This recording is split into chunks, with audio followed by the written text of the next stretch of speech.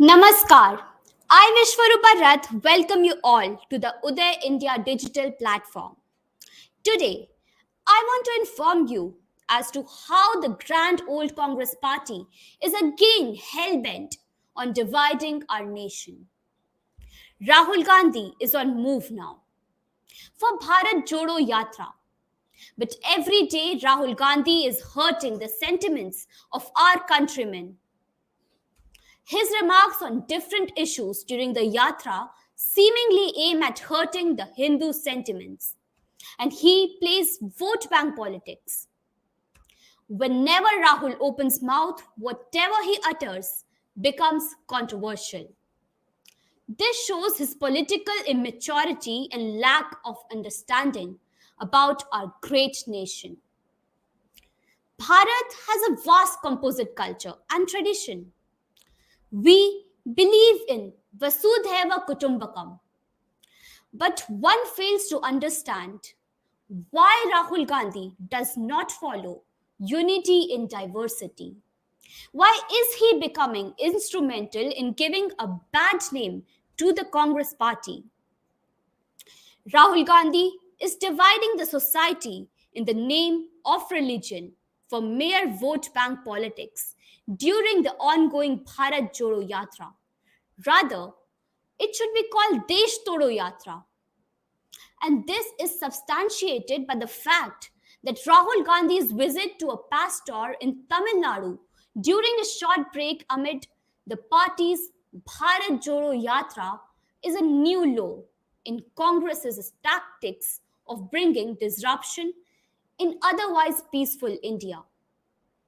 The Catholic priest, during the interaction with Mr. Gandhi, said, Jesus is the real God, not like Shakti, drawing sharp reactions from the common people and politicians alike. The priest was arrested for his Hindu hatred earlier too. He also said, I wear shoes because the impurities of Bharat Mata should not contaminate us. In another instance, a Congress post showed a burning pair of khaki shorts in an apparent dig at the Rashtriya Swayamsevak Sangh.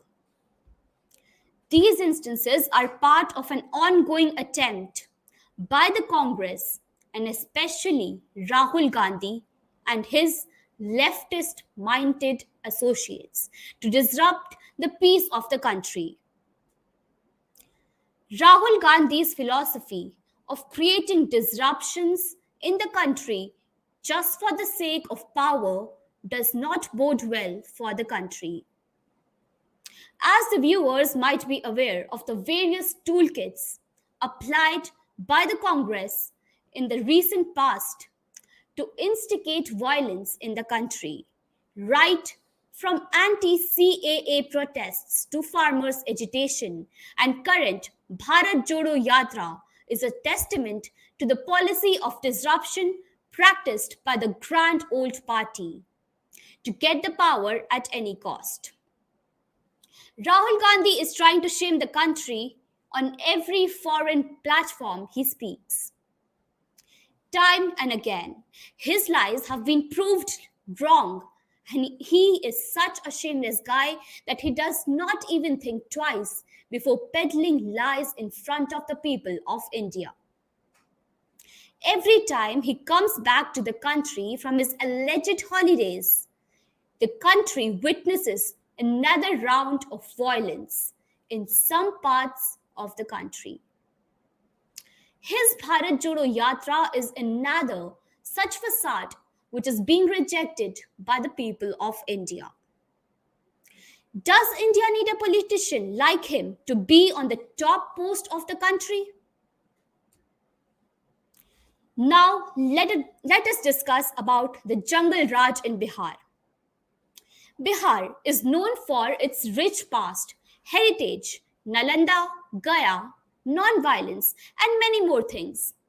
But whenever JDU and RJD form the government in the state, there happens to be the return of Jungleraj in Bihar, which is substantiated by two shooting incidents in Patna to drive home my point.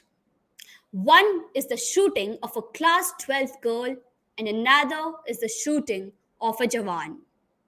What is more, there are allegations of Bihar Law Minister Kartikeya Singh's alleged role in 2014 kidnapping case. And also, there are accusations that the state police is shielding him in signs that are emboldening criminals.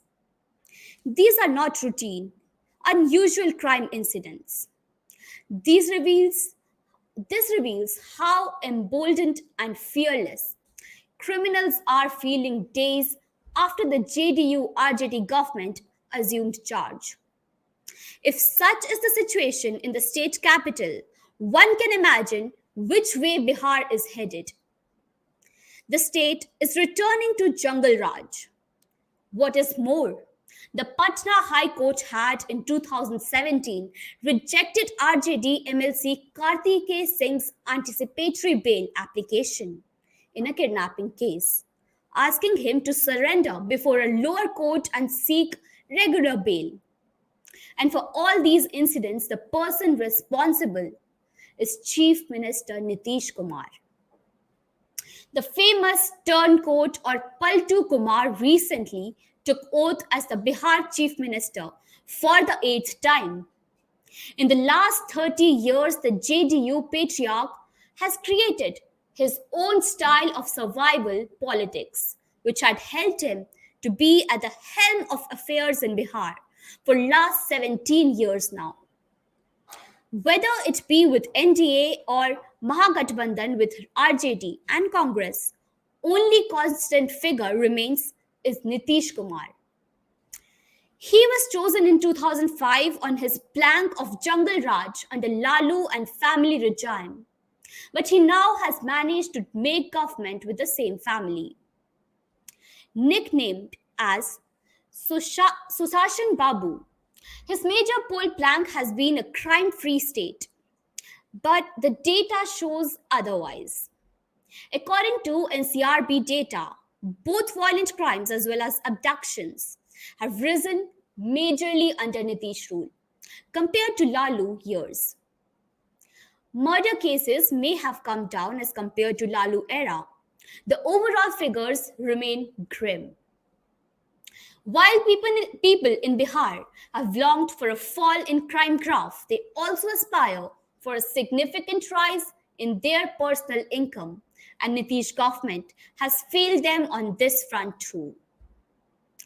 Question arises, why Nitish is still relevant in Bihar politics? Is anti-alcohol drive has lost its purpose? Home delivery of alcohol has started instead. To overcome the losses for his Tughlaqi Farman, a cess has been put on petroleum products, which has further burdened the pockets of people of Bihar. Despite all these, he is nursing a national role for himself, which is not only laughable but also not possible. His meetings with opposition leaders in the name of united opposition are another attempt at fooling people of the country, and particularly Bihar. Is India ready to accept such a selfish leader who wants to stick to his chair? Will opposition appoint him as their undisputed leader? These are the questions which need to ponder upon.